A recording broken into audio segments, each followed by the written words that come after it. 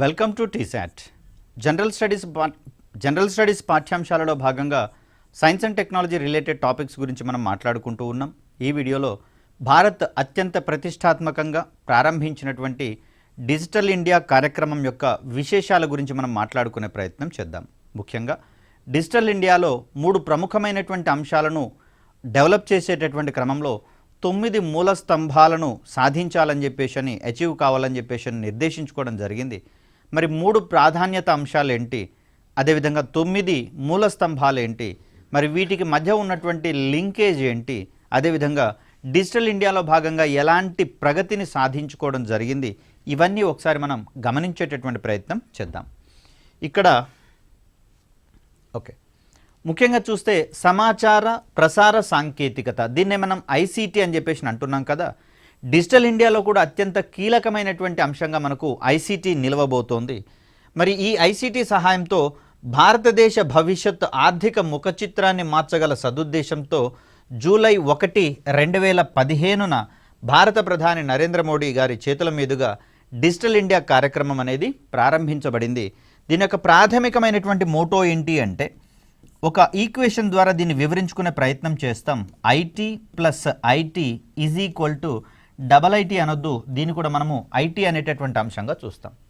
ఇక్కడ మొదటి ఐటీ మనకు ఇండియా టుడే, అంటే ఈరోజు ఉన్నటువంటి భారతదేశాన్ని, ప్లస్ ఐటీ అంటే దీనికి ఐటీని జోడిస్తున్నాం. ఇక్కడ ఇన్ఫర్మేషన్ టెక్నాలజీ అని, ఇంకొక అంశంలో భాగంగా ఇండియన్ టాలెంట్ అనేటటువంటి కోణంలో కూడా దీన్ని చూస్తూ ఉన్నారు. సో ఇక్కడ మనకు ఐసీటీనే ప్రధానంగా వాడుతూ ఉన్నాం కాబట్టి India today plus information technology is equal to India tomorrow, అంటే భవిష్యత్తు భారతదేశాన్ని సాంకేతికత సహాయంతో మెరుగైనటువంటి సాంకేతిక ఆర్థిక ముఖ చిత్రాన్ని మార్చేటటువంటి కోణంలో మనకు డిజిటల్ ఇండియా అనేది విశేషంగా కృషి చేయడం మనం చూస్తూ ఉన్నాం. సో ఇక్కడ దేశవ్యాప్తంగా పట్టణ ప్రాంతాలకు మాత్రమే పరిమితమైనటువంటి అంతర్జాల మౌలిక వస్తువులు, అంటే ఇంటర్నెట్ ఇన్ఫ్రాస్ట్రక్చర్ ఫెసిలిటీస్ ఏవైతే ఉన్నాయో వీటిని గ్రామీణ ప్రాంతాల ప్రజానీకానికి సైతం చేరువ చేసేటటువంటి క్రమంలో మనకు డిజిటల్ ఇండియా దోహదపడుతున్నట్లుగా మనం చూస్తూ ఉన్నాం. ముఖ్యంగా చూస్తే పట్టణ ప్రాంతాల వారికి, గ్రామీణ ప్రాంతాల వారికి మధ్య గనక చూస్తే డిజిటల్ డివైడ్ అనేటటువంటి ఒక అంశం మనకు కనిపిస్తూ ఉంది. అంటే డిజిటల్ వనరులను వాడుకోగల వారికి మరియు వాడుకోలేని వారికి మధ్యలో ఉండేటటువంటి అంతరం ఏదైతే ఉందో, గ్యాప్ ఏదైతే ఉందో, దీన్ని మనం డిజిటల్ ఇండియాగా మనం చెప్తూ ఉన్నాం. పట్టణ ప్రాంతాల్లో మెరుగైనటువంటి కనెక్టివిటీ, మెరుగైనటువంటి ఇంటర్నెట్ ఇన్ఫ్రాస్ట్రక్చర్స్ అనేవి డెవలప్ అయినటువంటి పరిస్థితులలో మరి గ్రామీణ ప్రాంతాలలో ఇవి లేవు. కాబట్టి సహజంగానే గ్రామీణ ప్రాంతాల వారు ఈ ఐసీటీ మాధ్యమాలను కావచ్చు, ఇంటర్నెట్ సర్వీసెస్ని కావచ్చు యాక్సెస్ చేసేటటువంటి కోణంలో కొంత వెనుకబడి ఉండడం అనేది మనం గమనిస్తూ ఉంటాం. దీనినే మనము ప్రాంతీయపరమైనటువంటి డిజిటల్ డివైడ్గా మనం పేర్కొంటాం. రీజనల్ డిజిటల్ డివైడ్గా దీన్ని మనం పేర్కొంటూ ఉంటాం. ముఖ్యంగా డిజిటల్ ఇండియాలో ఈ రీజనల్ డిజిటల్ డివైడ్ని తగ్గించేటటువంటి క్రమాన్ని మనం ఇక్కడ చూస్తూ ఉన్నాం. అలా రంగాల వారీగా కూడా లింగపరమైనటువంటి డిజిటల్ డివైడ్ను కూడా, లింగ్విస్టిక్ డిజిటల్ డివైడ్ను కూడా తగ్గించేటటువంటి క్రమంలో మన ముందుకు వచ్చినటువంటి ఒక అద్భుతమైనటువంటి కార్యక్రమంగా డిజిటల్ ఇండియా అనేది కనిపిస్తూ ఉంది.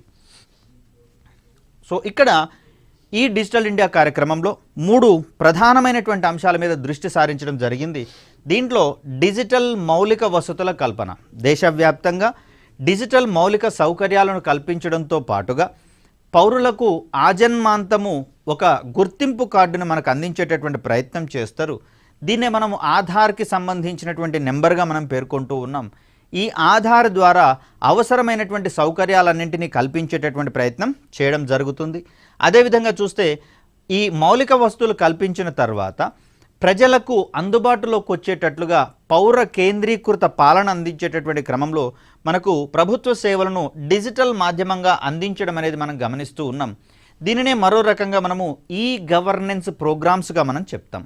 అంటే ప్రభుత్వ పరిపాలన మొత్తం కూడా సాంకేతికత సహాయంతో పౌరుల ముంగిటికే, ఇంటి ముంగిటికే తీసుకొచ్చేటటువంటి అంశంగా మనకు ఈ 2వ ప్రధాన అంశం అనేది కనిపిస్తూ ఉంది. దీని తర్వాత ఇక్కడ మనం మౌలిక వస్తువులు కల్పించాం, అందించే సేవలన్నింటినీ డిజిటలైజ్ చేశాం. ఇక పౌరులు వాటిని అందుకునేటటువంటి క్రమంలో వాటిని యాక్సెస్ చేసుకునేలా వారి యొక్క డిజిటల్ అక్షరాస్యతను అందించేటటువంటి క్రమాన్ని ఇక్కడ మనం చూస్తాం. ఇవన్నీ కూడా మనకు డిజిటల్ ఇండియాలో భాగంగా ఏర్పాటైనటువంటి ప్రధానమైనటువంటి అంశాలుగా మనం చూస్తూ ఉన్నాం. ఇక్కడ డిజిటల్ మౌలిక వస్తువుల కల్పనలో భాగంగానే ఆధార్ కార్డుని ఇక్కడ ఆజన్మాంతం గుర్తుంచుకునేటటువంటి ఆజన్మాంతం గుర్తింపునిచ్చేటటువంటి నెంబర్గా మనం చూసాం. దీనితో పాటుగా జామ్ అనేటటువంటి మరొక సిస్టమ్ని ఎస్టాబ్లిష్ చేసుకోవడం అనేది జరిగింది. దీంట్లో జనధన్ అకౌంట్, ఆధార్ మరియు మొబైల్ అంటే ఈ బ్యాంక్ ఖాతాలను ఆధార్ నెంబర్తో మరియు మొబైల్ నెంబర్తో అనుసంధానం చేసినటువంటి క్రమంలో ప్రభుత్వం ఇచ్చేటటువంటి ఈ డైరెక్ట్ బెనిఫిట్ ట్రాన్స్ఫర్ ఏదైతే ఉందో ప్రత్యక్ష నగదు బదిలీ పథకం అని చెప్పేసి అంటున్నాం కదా, వీటిని నేరుగా లబ్ధిదారుల యొక్క బ్యాంక్ అకౌంట్లకే జమ చేయడం అనేది జరుగుతుంది. దీని ద్వారా ఆధార్ నెంబర్ని ఆధారంగా చేసుకొని మనం అర్హులైనటువంటి లబ్ధిదారులను ఐడెంటిఫై చేయడము, అవసరమైనటువంటి ట్రాన్సాక్షన్స్ని వారి యొక్క మొబైల్ సర్వీసెస్కి మొబైల్ నెంబర్కి నేరుగా సమాచారాన్ని అందించడము, ఇవన్నీ మనకు పాసిబుల్ కావడం అనేది జరిగింది. డిజిటల్ ఇండియాలో ఈ కార్యక్రమాలన్నీ మరింత పకడ్బందీగా నిర్వహించేటటువంటి వీలు కలిగింది. సో ఈ కోణంలో కనుక మనం చూస్తే డిజిటల్ ఇండియాలోని 3 ప్రధానమైనటువంటి అంశాలను గుర్తించండి అనే కోణంలో మనకి ఇది రావచ్చు. ఆధార్ నెంబర్ని ఏ అంశంలో భాగంగా అందించారు అంటే ఇది డిజిటల్ మౌలిక వస్తువుల కల్పనలో భాగంగా అందించారని చెప్పేసి అంటాం. జామ్ సర్వీసెస్ దేంట్లో భాగంగా వచ్చాయంటే ఇది కూడా మనము డిజిటల్ మౌలిక వస్తువులలో భాగంగా ఇచ్చామని చెప్పేసి అంటాం. అదేవిధంగా ఈ గవర్నెన్స్ సేవలను ఏ ప్రాధాన్యత కలిగినటువంటి అంశంలో భాగంగా అందించారు అంటే 2వ ప్రాధాన్యత కలిగినటువంటి అంశంలో భాగంగా పొందుపరచడం జరిగిందని చెప్పేసి అంటాం. ఇక్కడ డిజిటల్ అక్షరాస్యతను అందించేటటువంటి క్రమంలో మన ముందుకు వచ్చినవే ఇక్కడ మనకు పిఎంజి దిశ అనేటటువంటి ప్రోగ్రాం, ప్రధానమంత్రి గ్రామీణ డిజిటల్ సాక్షరత అభియాన్గా దీన్ని మనం చెప్తాం. అంటే ముఖ్యంగా గ్రామీణ ప్రాంతాలలో ఉన్నటువంటి ఈ డిజిటల్ అక్షరాస్యత లేనటువంటి కుటుంబాలు, ఏ ఒక్కరికి డిజిటల్ అక్షరాస్యత లేనటువంటి కుటుంబాల మీద ప్రధానంగా దృష్టి సారించడం అనేది జరుగుతుంది. అలా దేశవ్యాప్తంగా ఉన్నటువంటి 40% ప్రజలు ఎవరైతే ఉన్నారో, గ్రామీణ ప్రాంత ప్రజలు ఎవరైతే ఉన్నారో వీరందరికీ కుటుంబానికి ఒకరి చొప్పున డిజిటల్ అక్షరాస్యతను అందించి వారి సహాయంతో దేశవ్యాప్తంగా ఉన్నటువంటి గ్రామీణ ప్రాంతాల వారందరికీ కూడా ఈ డిజిటల్ అక్షరాస్యతను కల్పించేటటువంటి కోణంలో మన ముందుకు వచ్చింది 3వ ప్రాధాన్యత అంశంగా ప్రజలందరికీ డిజిటల్ అక్షరాస్యతను అందించడము. దీంట్లో భాగంగా మరొకటి ఇంటర్నెట్ సాథీ అనేటటువంటి ప్రోగ్రాం కూడా మనకు కనిపిస్తూ ఉంది. అదేవిధంగా ఇంటెల్ లాంటి సంస్థలు వీటిని డిజైన్ చేసినట్లుగా మనకు కనిపిస్తూ ఉంది. రాజస్థాన్, తమిళనాడు లాంటి రాష్ట్రాలలో కేవలము మహిళలకు మాత్రమే ఈ అంతర్జాల సౌకర్యాలను అదేవిధంగా డిజిటల్ అక్షరాస్యతను అందించేటటువంటి క్రమంలో ముందుకు వచ్చినటువంటి ఒక ప్రోగ్రాంగా మనకు ఇంటర్నెట్ సాథీ అనేది మనకు కనిపిస్తూ ఉంది. ఇవన్నీ మనకు డిజిటల్ ఇండియా యొక్క ప్రధాన అంశాలలో భాగంగా అందించినటువంటి అవకాశాలుగా మనం చూస్తాం. ఇక మరికొన్ని అంశాలను కనుక గమనిస్తే ప్రజలెవరు భౌతికంగా కార్యాలయాల చుట్టూ తిరగాల్సినటువంటి అవసరం లేకుండా ప్రజల చెంతకే సురక్షితమైనటువంటి ఆన్లైన్ వేదికల ద్వారా గవర్నెన్స్ పాలనను లేదా అడ్మినిస్ట్రేషన్ను అందిస్తూ ప్రజలందరినీ డిజిటల్ విప్లవం వైపు అడుగు వేయించడంపై డిజిటల్ ఇండియా అనేది ప్రధానంగా దృష్టి సారించడం అనేది జరిగింది. ముఖ్యంగా చూస్తే ఈ డిజిటల్ ఇండియా కంటే ముందు వరకు ఉన్న పరిస్థితులు కనుక గమనిస్తే ఒక వ్యక్తికి క్యాస్ట్ సర్టిఫికేట్, కుల ధృవీకరణ పత్రం కావాలన్నా, ఆదాయ ధృవీకరణ పత్రం కావాలన్నా తన ఒక అప్లికేషన్ ఫామ్ని తీసుకొని ఎంఆర్ఓ కార్యాలయాల చుట్టూతా తిరిగేటటువంటి పరిస్థితి. మరి డిజిటల్ ఇండియా వచ్చిన తర్వాత ఏం చేశాము అంటే మీ సేవా సెంటర్ల వంటి వాటి దగ్గరికి వెళ్ళిన తర్వాత అక్కడ అప్లికేషన్ని ఫిల్ చేసి ఎంఆర్ఓ ఆఫీస్లో సబ్మిట్ చేయడము, దీని తర్వాత సర్టిఫికెట్ అప్రూవల్ అయిన తర్వాత మన మొబైల్ నెంబర్కి ఒక మెసేజ్ అనేది వస్తుంది. ఈ మెసేజ్ వచ్చిన తర్వాత అప్రూవ్ అయినటువంటి సర్టిఫికెట్ని మళ్ళీ మీ సేవా సెంటర్ ద్వారా తీసుకొని అక్కడ ప్రింట్ తీసుకునేటటువంటి విషయాన్ని మనందరం గమనించవచ్చు. అదేవిధంగా గతంలో అంటే డిజిటల్ ఇండియా కంటే పూర్వము ఏదైనా యూనివర్సిటీలో ఒక పోస్ట్ గ్రాడ్యుయేషన్ డిగ్రీకి అప్లై చేసుకోవాలి అంటే అక్కడ ఉన్నటువంటి అప్లికేషన్ పొందడమే ఒక పెద్ద ప్రహసనంగా ఉండేది. మరి ఇలా ఫిల్ చేసినటువంటి అప్లికేషను ఇన్ టైంలో సదరు యూనివర్సిటీకి రీచ్ అయిందా లేదనేటటువంటి అంశంలో కాస్త ఆందోళన అనేది కనిపిస్తూ ఉండేది. ఒకవేళ హాల్ టికెట్ వచ్చేటటువంటి క్రమంలో చాలా సందర్భాలలో ఇది ఎగ్జామ్ అయిపోయిన తర్వాత హాల్ టికెట్ రిసీవ్ చేసుకున్నటువంటి పరిస్థితులు మనకు కనిపిస్తూ ఉన్నాయి. ఏదైనా ఒక జాబ్ రిక్రూట్మెంట్కి సంబంధించి ఉద్యోగం వచ్చిందనేటటువంటి విషయం, అపాయింట్మెంట్ ఆర్డర్ అనేది అక్కడ జాయినింగ్ డేట్ పూర్తయిన తర్వాత మన చెంతకు వచ్చినటువంటి పరిస్థితులు మనం చూస్తూనే ఉన్నాం. ఇవన్నీ వేరియస్ రీజన్స్ వల్ల జరిగినటువంటి పొరపాట్లుగా మనం చూస్తాం, కానీ ఉద్దేశపూర్వకంగా జరిగినటువంటివి కావు. అక్కడ వ్యవస్థల మధ్య ఇవన్నీ డెలివరీ అవ్వాల్సినటువంటి సందర్భంలో ఏ చిన్న పొరపాటు జరిగినా కూడా ఒక ప్రాంతానికి వెళ్ళాల్సింది మరొక ప్రాంతానికి వెళ్ళినట్లుగా కూడా మనకు దాఖలాలు ఉన్నాయి. మరి ఈ రకమైనటువంటి అంశాలన్నింటినీ సమర్థవంతంగా పరిష్కరించేటటువంటి ఏకైక పరిష్కార మార్గంగా మనకు డిజిటల్ ఇండియా అనేది కనిపిస్తూ ఉంది. మరి దీంట్లో భాగంగా ఇది మరికొన్ని కీలకమైనటువంటి అంశాలను గుర్తించి వాటిని పిల్లర్స్గా, మెయిన్ పిల్లర్స్గా, మూల స్తంభాలుగా డిజైన్ చేసుకోవడం అనేది జరిగింది.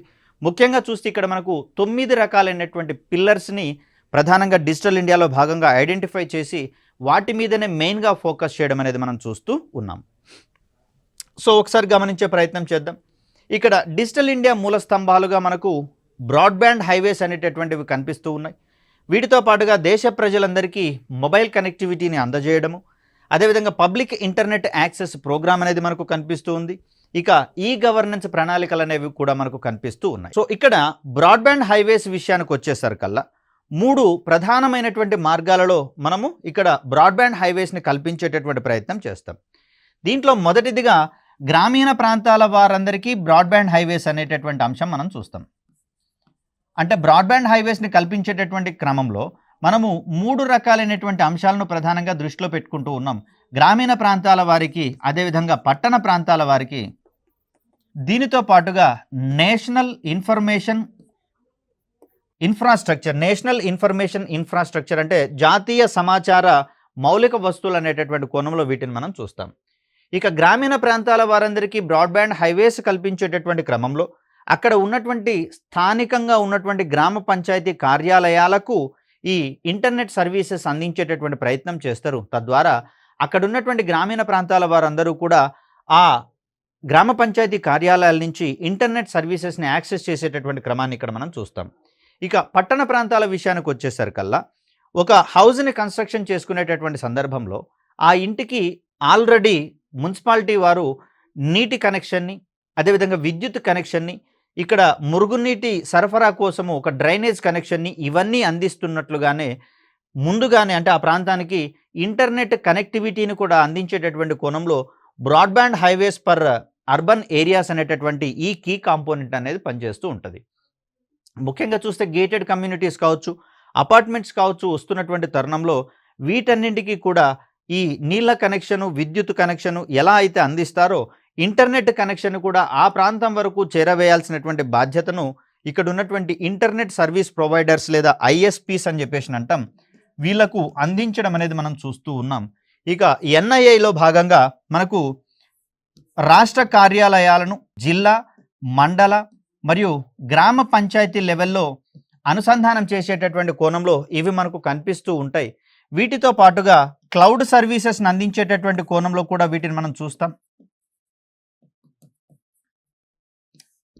సో ఇవన్నీ మనకు నేషనల్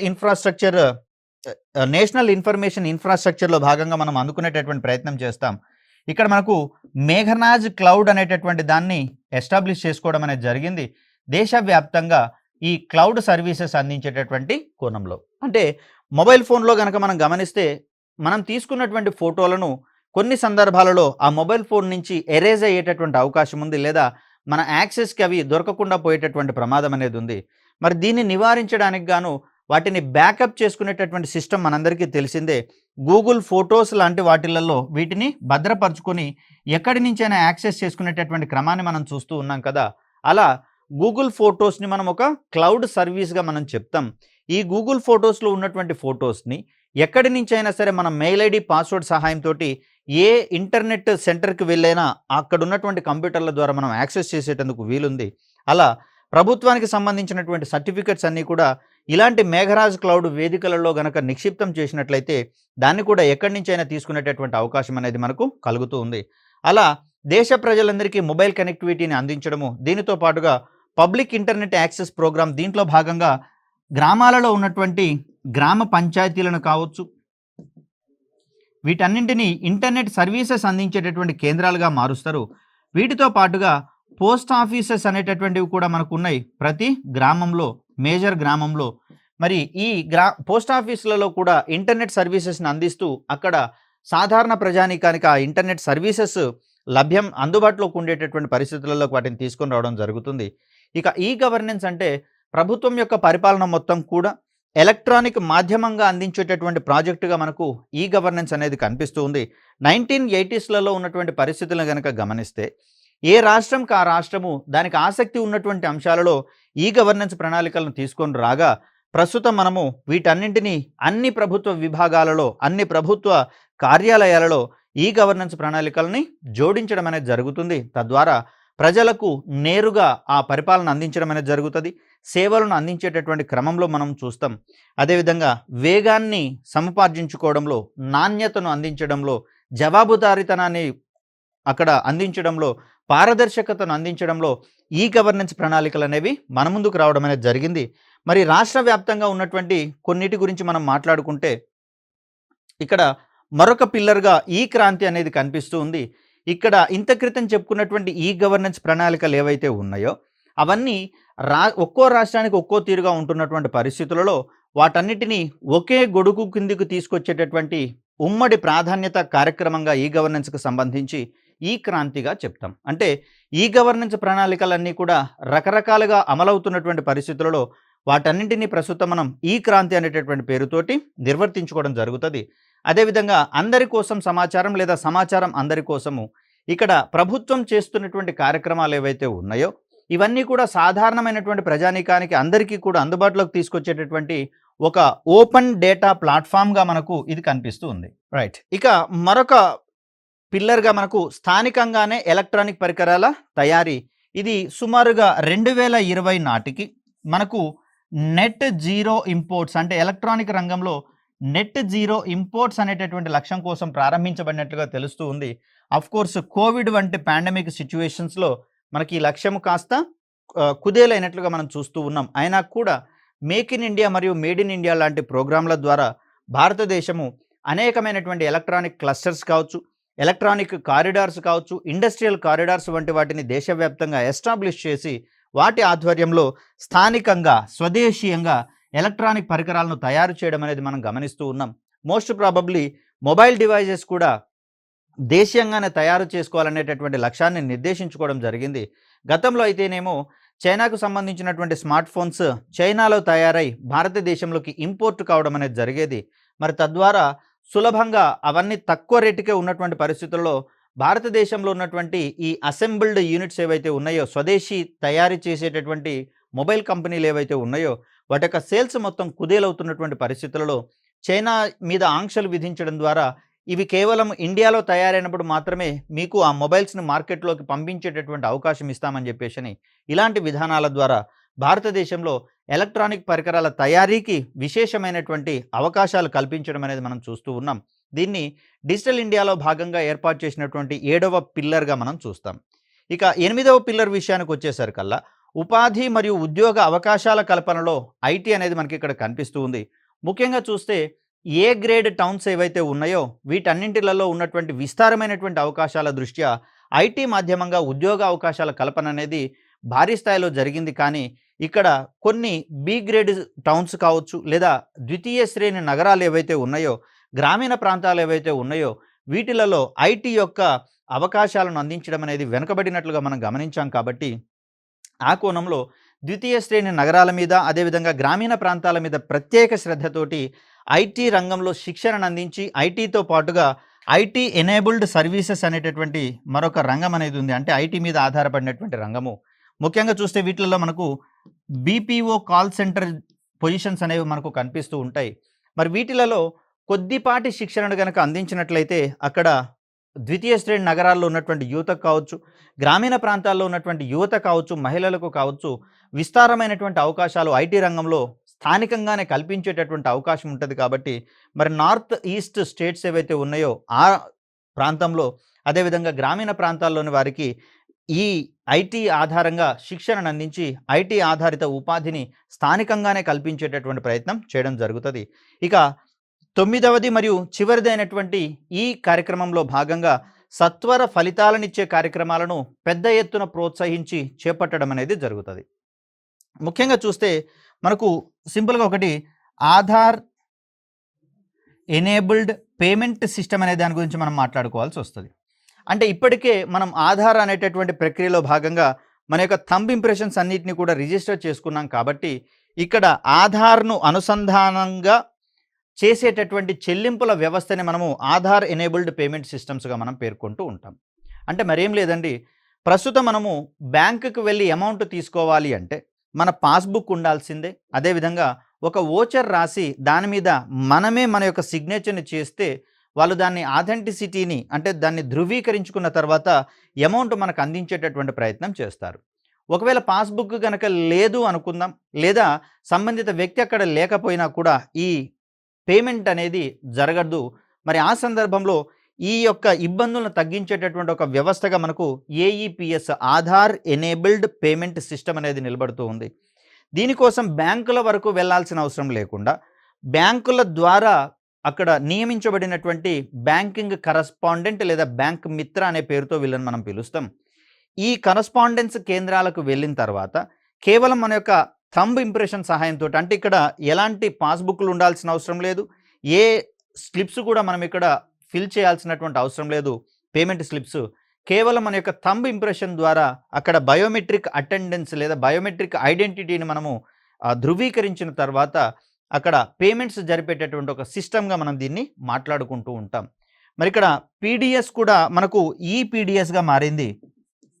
అంటే పబ్లిక్ డిస్ట్రిబ్యూషన్ సిస్టమ్ని కూడా గతంలో అయితేనేమో అక్కడ ఒక రిజిస్టర్లో సిగ్నేచర్ చేయడం ద్వారా వారికి ఆ సరుకులు అందజేయడం అనేది జరిగేది. ప్రస్తుతము దీన్ని కూడా బయోమెట్రిక్ ఆధారిత ఈపీడిఎస్ సిస్టమ్గా మార్చుకోవడం అనేది జరిగింది. మన యొక్క థంబ్ను ధృవీకరించుకున్న తర్వాత ఆ ఫ్యామిలీకి అవసరమైనటువంటి నెలవారీ సరుకులను ఈ చౌక ధరల దుకాణం ద్వారా అందించేటటువంటి ప్రయత్నం చేస్తారు.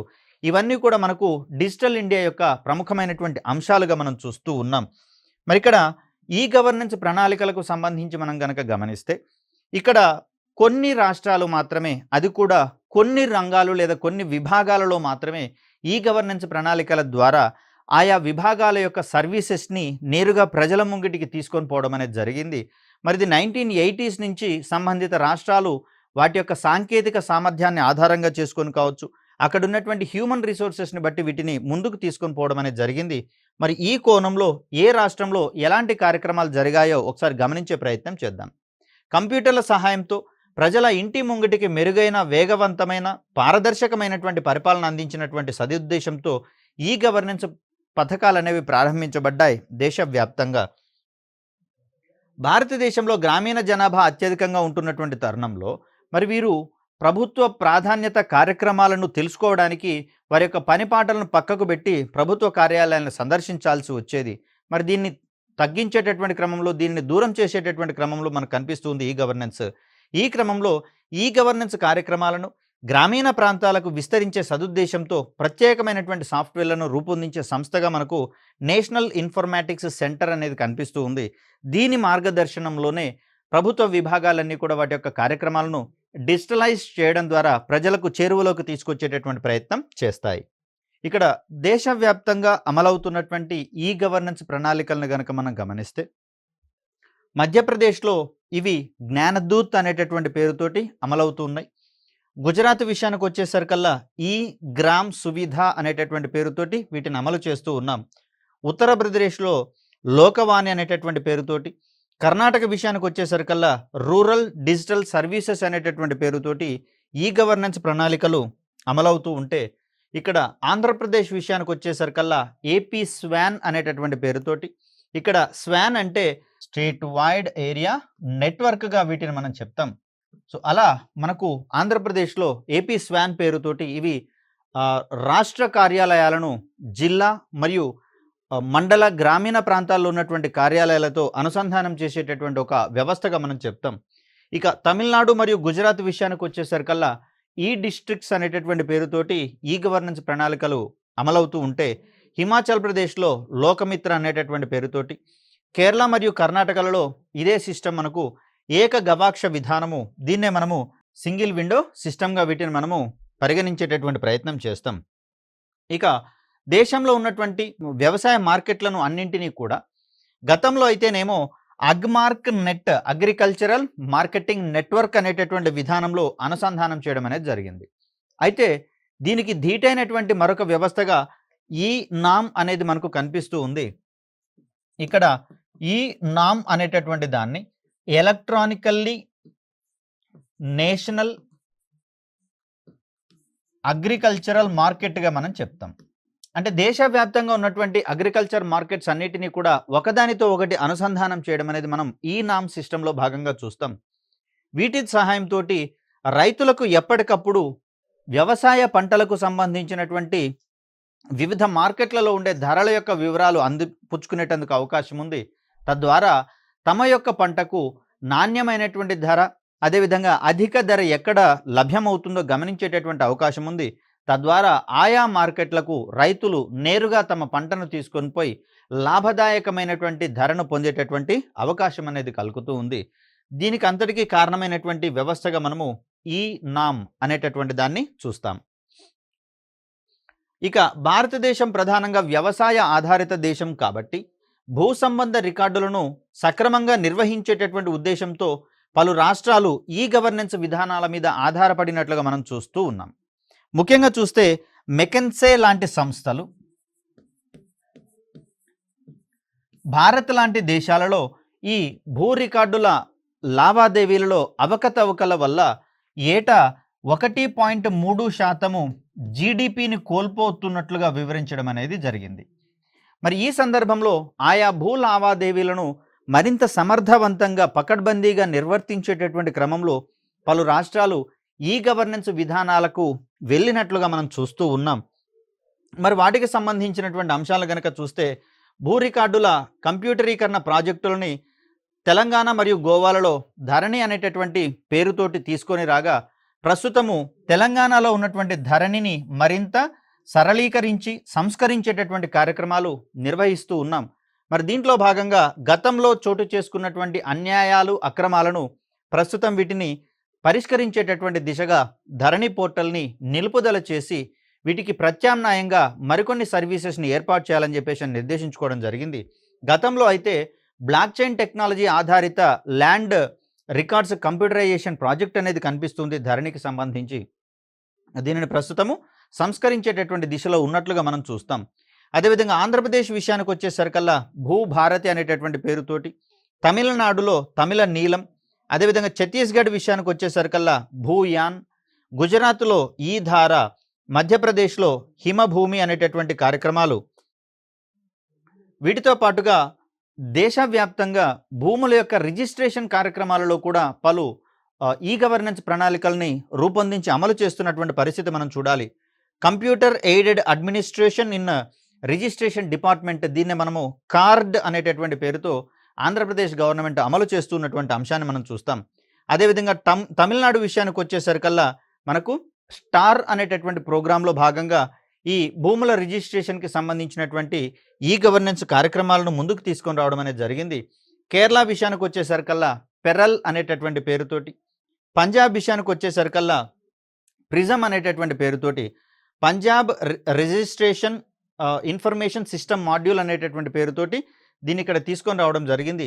ఒరిస్సాలో ఒడిషా రిజిస్ట్రేషన్ ఇన్ఫర్మేషన్ సిస్టమ్ అనేటటువంటి పేరుతోటి దీన్ని తీసుకొని రావడం జరిగింది. అదేవిధంగా మనకు కంప్యూటరైజ్డ్ రిజిస్ట్రేషన్ డిపార్ట్మెంట్ అనేటటువంటి పేరుతోటి పశ్చిమ బెంగాల్ దీన్ని ఎస్టాబ్లిష్ చేసుకోవడం జరిగింది.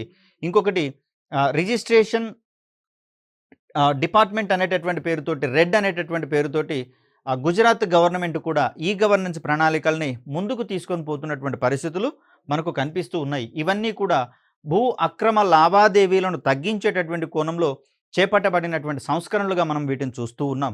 ప్రస్తుతం ఈ కార్యక్రమాలన్నీ కూడా డిజిటల్ ఇండియాలో భాగంగా ఏర్పాటు అవుతున్నటువంటి 5వ పిల్లర్గా మనకు ఈ క్రాంతి అనేది కనిపిస్తూ ఉంది. ఈ పిల్లర్లో భాగంగా దేశవ్యాప్తంగా వివిధ రాష్ట్రాలు అమలు చేస్తున్నటువంటి ఈ గవర్నెన్స్ ప్రణాళికలు ఏవైతే ఉన్నాయో ఇవన్నీ కూడా ఒక యూనిఫైడ్ లేదా యూనిఫామిటీ అందించేటటువంటి క్రమంలో ఈ క్రాంతి కార్యక్రమంలో భాగంగా వాటిని అమలు చేస్తున్నటువంటి పరిస్థితులు. ఇక్కడ ఈ గవర్నెన్స్ ప్రణాళికలన్నీ కూడా ఈ క్రాంతిలో భాగంగా మిషన్ మోడ్ ప్రాజెక్టులుగా అమలవుతున్నటువంటి పరిస్థితులు మనం చూస్తూ ఉన్నాం. సో మొత్తంగా దేశవ్యాప్తంగా చూస్తే 44 మిషన్ మోడ్ ప్రాజెక్టుల రూపంలో ఈ గవర్నెన్స్ ప్రణాళికలు అనేవి అమలవుతూ ఉన్నాయి. ఇక 1990 నుండి భారతదేశంలో ప్రారంభమైన ఈ గవర్నెన్స్ ప్రణాళికలన్నీ కూడా ఏకీకృతం చేయబడి ఈ క్రాంతి పథకంలో భాగంగా అమలు చేయబడుతున్నటువంటి అంశాన్ని ఇక్కడ మనం గమనించాలి. సో అలాంటి కార్యక్రమాలు డిజిటల్ ఇండియాలో భాగంగా చేపట్టబడినటువంటి కార్యక్రమాలుగా డిజి లాకర్ అనేది కనిపిస్తూ ఉంది. అంటే దేశంలో ఉన్నటువంటి పౌరులందరూ కూడా తమ ధృవీకరణ పత్రాలు కావచ్చు, డ్రైవింగ్ లైసెన్స్ వంటి వాటిని డిజి లాకర్‌లో భద్రపరుచుకొని ఎవరైనా అడిగినప్పుడు ఫిజికల్‌గా పత్రాలను చూపించాల్సిన అవసరం లేకుండా డిజి లాకర్‌లో ఉన్నటువంటి ఈ కాపీస్‌ని చూస్తే గనక ఒరిజినల్ ధృవపత్రాలను చూపించినట్లుగానే భావించాలని చెప్పేసి కేంద్ర ప్రభుత్వం ఒక సర్క్యులర్ తీసుకొని రావడం అనేది జరిగింది. సో, ఇది ఒక క్లౌడ్ సర్వీసెస్ అందించేటటువంటి పోర్టల్‌గా దీన్ని మనం చూస్తాం. ఇక మరొక కార్యక్రమంగా attendance.gov.in అనేది మనకు కనిపిస్తూ ఉంది. ఇది ఒక రకంగా బయోమెట్రిక్ అటెండెన్స్ కోసము డిజైన్ చేయబడినటువంటి పోర్టల్‌గా మనకు కనిపిస్తూ ఉంది. సో, దీని ద్వారా కేంద్ర ప్రభుత్వ ఉద్యోగులు ఎవరైతే ఉన్నారో వీరి యొక్క అటెండెన్స్‌ని తీసుకోవడము, వారి యొక్క జీతాలకు సంబంధించినటువంటి అంశాలన్నింటినీ కూడా ఆటోమేటిక్‌గా జనరేట్ చేసేటటువంటి సిస్టమ్‌గా మనకు కనిపిస్తూ ఉంది. ఇక మైగోవ్ అనేటటువంటిది దేశ ప్రభుత్వానికి, కేంద్ర ప్రభుత్వానికి, అదేవిధంగా రాష్ట్ర ప్రభుత్వాలకు మరియు ప్రజలకు మధ్య ఉండేటటువంటి ఒక అనుసంధాన వేదికగా మనం చూస్తూ ఉన్నాం. ప్రభుత్వ పాలన మీద ప్రజల యొక్క అభిప్రాయాలు ఇక్కడ పొందుపరిచేటటువంటి అవకాశం ఉంది. తద్వారా వారి యొక్క అభిప్రాయాలను కూడా పాలనలో ప్రతిఫలిస్తూ ఇద్దరి మధ్య ఒక వారధిగా పనిచేసేటటువంటి వేదికగా మనకు mygov.in అనేది కనిపిస్తూ ఉంది.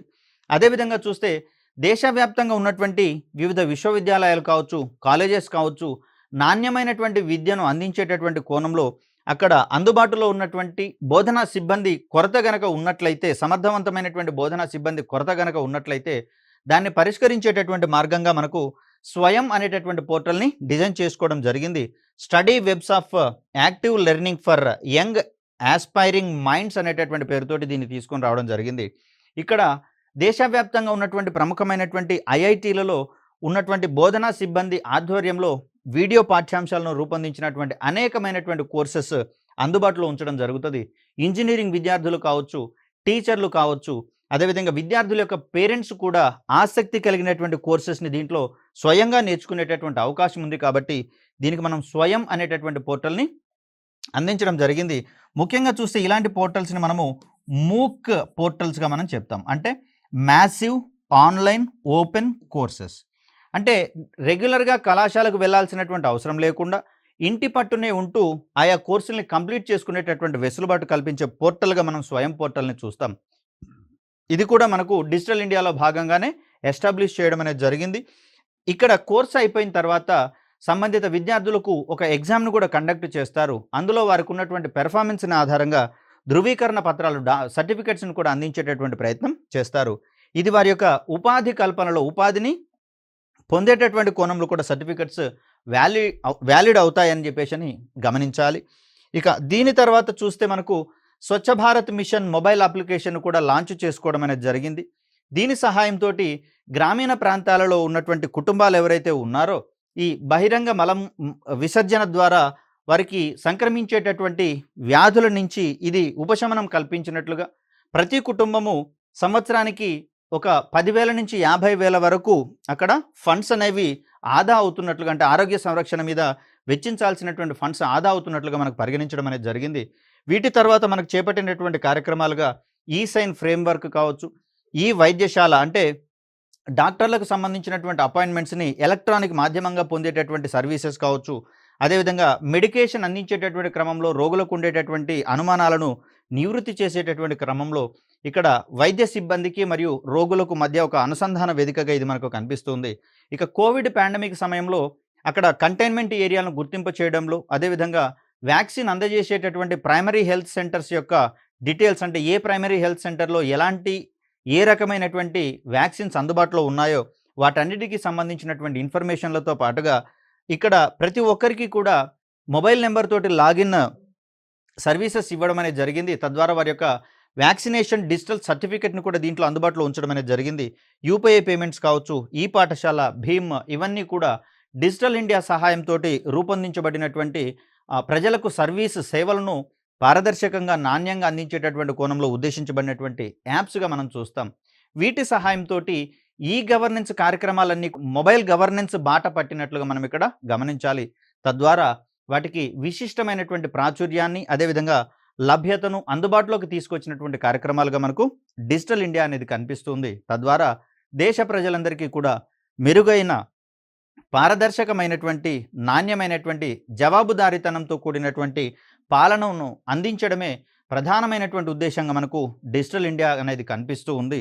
సో అలా భారతదేశ ఆర్థిక ముఖ చిత్రాన్ని సాంకేతికత సహాయంతో మరింత సమున్నతంగా మార్చినటువంటి ఒక విశిష్టమైనటువంటి ప్రోగ్రాంగా మనకు డిజిటల్ ఇండియా అనేది కనిపిస్తూ ఉంది. ధన్యవాదాలు.